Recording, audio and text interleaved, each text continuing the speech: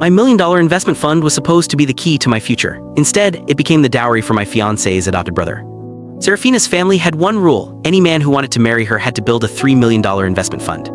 Scrimped and saved, working myself to the bone, ruining my health until I finally hit the 2 million mark. But then everything went wrong. The stock market crashed, a major project at work fell through, that last million felt impossibly far away. Serafina, seeing how much I was struggling, promised she would help me save. And my mother fell gravely ill. She needed an expensive life-saving surgery.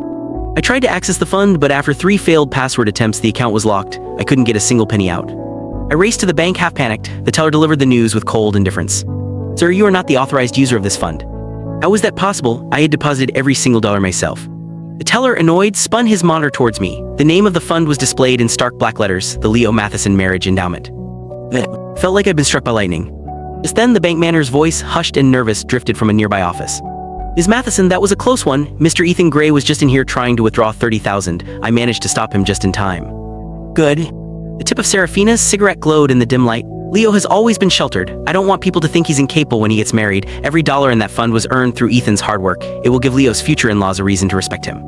The manager chuckled obsequiously. But Ms. Matheson, Mr. Gray has been struggling to reach that final million. It's not like him.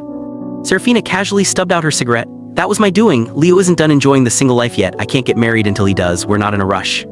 Her words hit me like a physical blow. The money I had traded my health for was nothing more than a status symbol for her brother.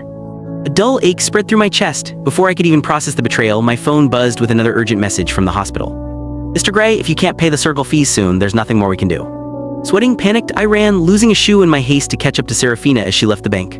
I cornered her outside her office, swallowing every last scrap of my pride. I need $30,000, please, I'll pay you back.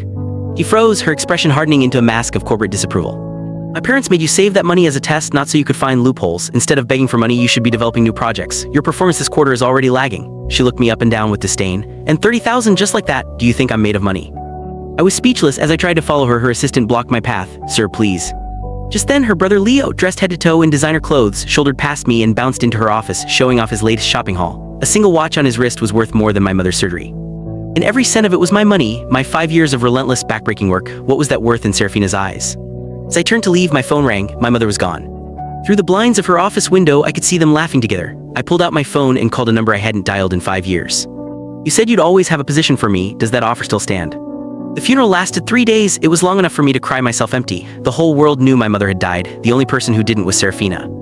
She knew I would skip meals, sacrifice sleep, do anything to hit that $3 million mark. She had seen me work until I was hospitalized with a bleeding ulcer, and she had sat by my bedside, her voice soft with concern. Ethan, you don't have to push yourself so hard. I'm here for you, you know. I thought it was love. I never imagined that she was the one using my blood and... Click the link on the homepage to watch the full follow-up for free.